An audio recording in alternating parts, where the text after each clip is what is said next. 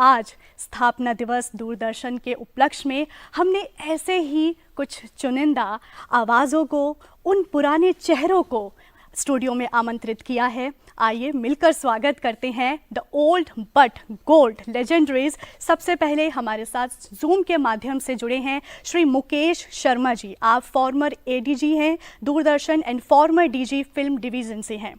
मुकेश जी, आपका बहुत बहुत स्वागत है आज के कार्यक्रम में। थैंक यू सो मच बुलाने के लिए, याद करने के लिए। जी मुकेश जी, आप सिनेमा जगत से दूरदर्शन में आए। आपसे मैं ये जानना चाहूँगी कि प्रोडक्शन प्रोग्राम्स के बारे में आपको जानकारी रही है, तो उस टाइम पर जब आप कोई प्रोग्राम बनाया करते थे तो क्या उद्देश्य और क्या उसके पीछे की भूमिका रहा करती थी? धन्यवाद। उस वक्त सीन ये था, मैंने 92 में ज्वाइन किया था। तब दूरदर्शन जो था वो रीजनल चैनल्स नहीं थे, तो हम लोग मेट्रो के लिए या नेशनल के लिए प्रोग्राम्स बनाते थे।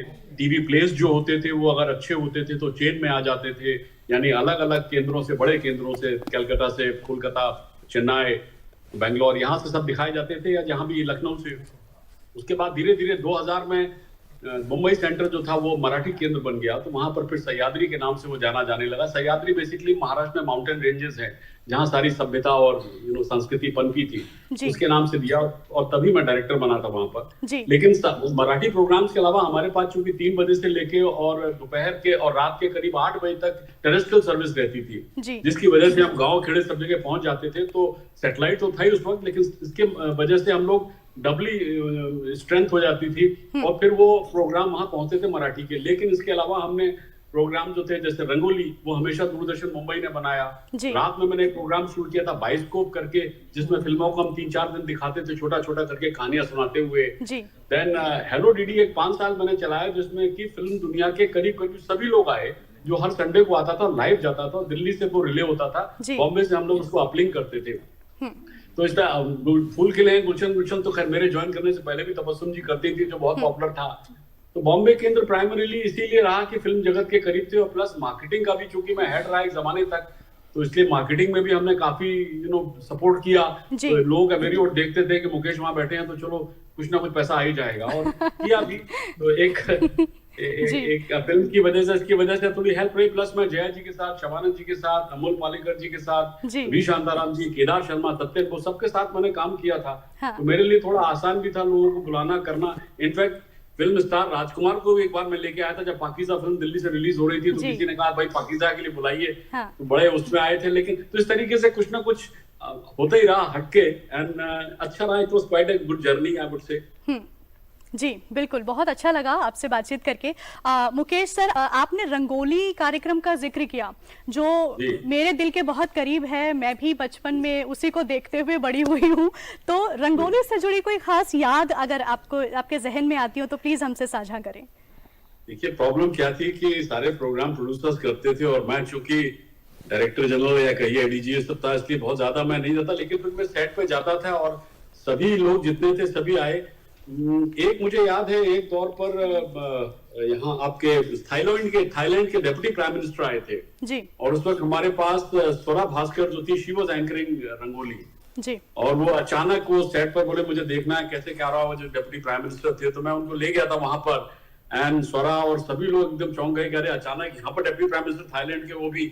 But he was quite happy to see the way we were doing it, and Swara भी उनसे मिली थी, क्योंकि मैं अंदर गया था उस वक्त, शूटिंग चल रही थी, इसलिए मुझे याद रह गया। बाकी तो सब प्रोड्यूसर ही करते थे। देखिए, सारा खेल तो प्रोड्यूसर्स का था, हम तो सिर्फ महज जिसे कहते हैं कुमार का काम करते थे, हाथ लगाते रहते थे कहाँ लगाना है।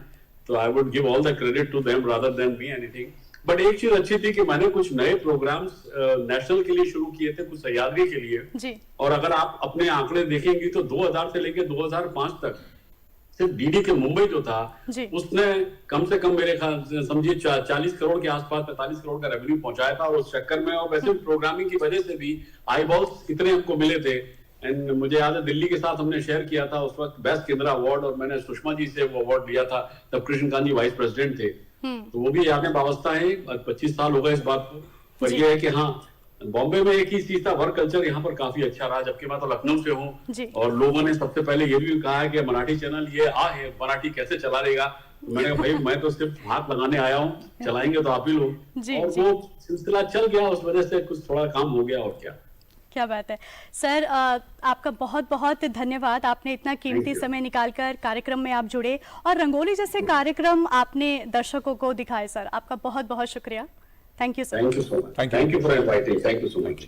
लेकिन दर्शकों, आपको हम बता दें कि मुकेश जी सिर्फ कार्यक्रम बनाने तक ही सीमित नहीं थे, उन्होंने दूरदर्शन के इतिहास को भी बखूबी अपनी इस वीडियो के जरिए दिखाया।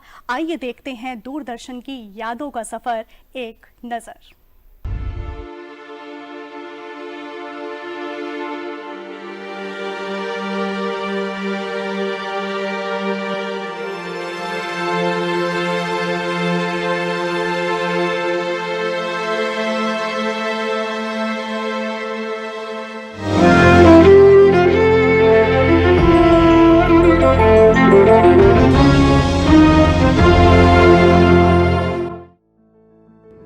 पंद्रह सितंबर 1959 एक प्रयोग शुरू हुआ, एक ऐसी आवाज की शुरुआत जो दशकों तक करोड़ों भारतीयों की आवाज बन गई। ये था दूरदर्शन का सफर, एक ऐसा सफर जिसने निजी चैनलों के युग से पहले एक पूरे राष्ट्र को गढ़ने का काम किया।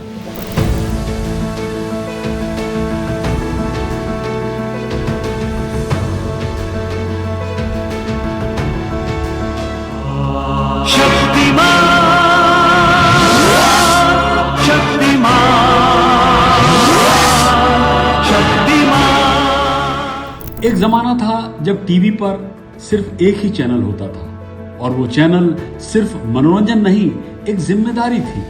दूरदर्शन सिर्फ एक प्रसारण सेवा नहीं, एक सार्वजनिक शिक्षक, एक सूचना केंद्र और राष्ट्रीय एकता का सबसे बड़ा प्रतीक था।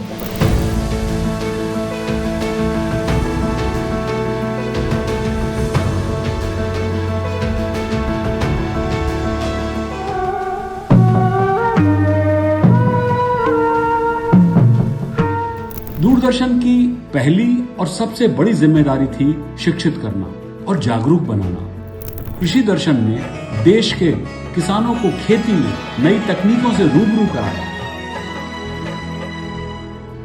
हम लोग जैसे धारावाहिकों ने पारिवारिक और सामाजिक मुद्दों पर खुलकर बात करना सिखाया और स्पर्धा या टर्निंग पॉइंट जैसे कार्यक्रमों ने युवाओं के ज्ञान का विस्तार किया।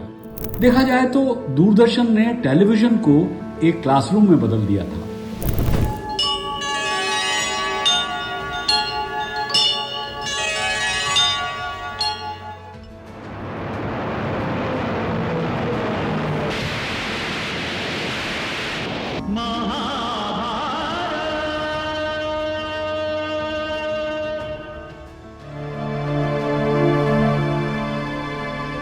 मिले सुर मेरा तुम्हारा तो सुर बने हमारा।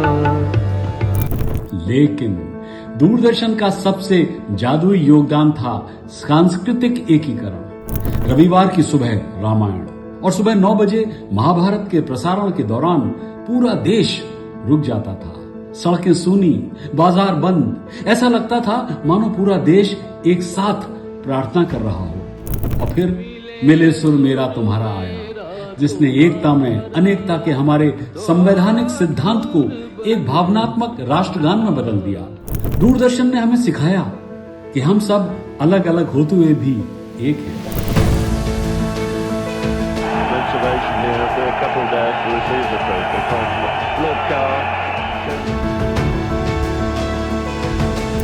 और जब बात खबरों की आती थी तो दूरदर्शन का मतलब था अटूट विश्वास। ये दूरदर्शन है और अब समाचार।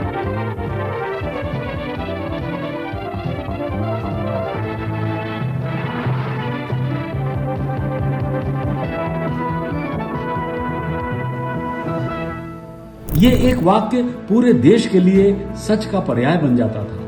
चुनाव के नतीजे हो, युद्ध की स्थिति हो या कोई राष्ट्रीय उत्सव, देश की हर धड़कन की विश्वसनीय आवाज दूरदर्शन था।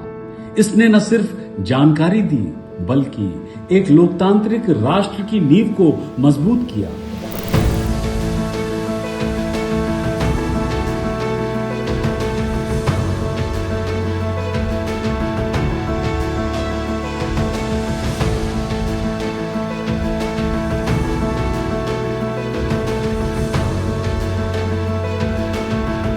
दूरदर्शन की पहुंच उसकी सबसे बड़ी ताकत थी। जहां निजी चैनलों का पहुंचना तब संभव नहीं था, दूरदर्शन वहां भी मौजूद था। इसने देश के अंतिम छोर पर बैठे नागरिक को भी मेन स्ट्रीम भारत से जोड़े रखा और यही थी पब्लिक सर्विस ब्रॉडकास्टिंग की असली परिभाषा।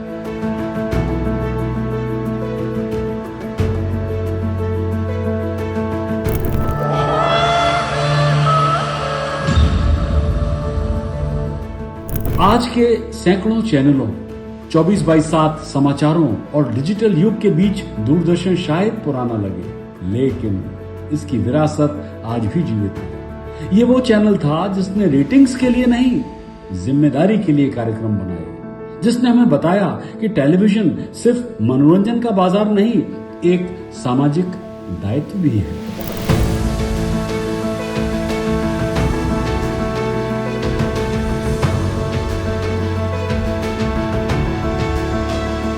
दूरदर्शन सिर्फ एक चैनल नहीं था, वो हमारे बचपन की याद था, हमारे दादा परदादा की आवाज थी, हमारे राष्ट्र के बढ़ते कदमों की गूंज थी। इसने हमें जोड़ा, सिखाया और एक साझा संस्कृति अनुभव दिया जो आज भी हमारी स्मृतियों में अमर है। तो आज 15 सितंबर के इस खास दिन पर हम उस महान सार्वजनिक प्रसारक को नमन करते हैं जिसने एक राष्ट्र निर्माण में अपनी अमिट छाप छोड़ी।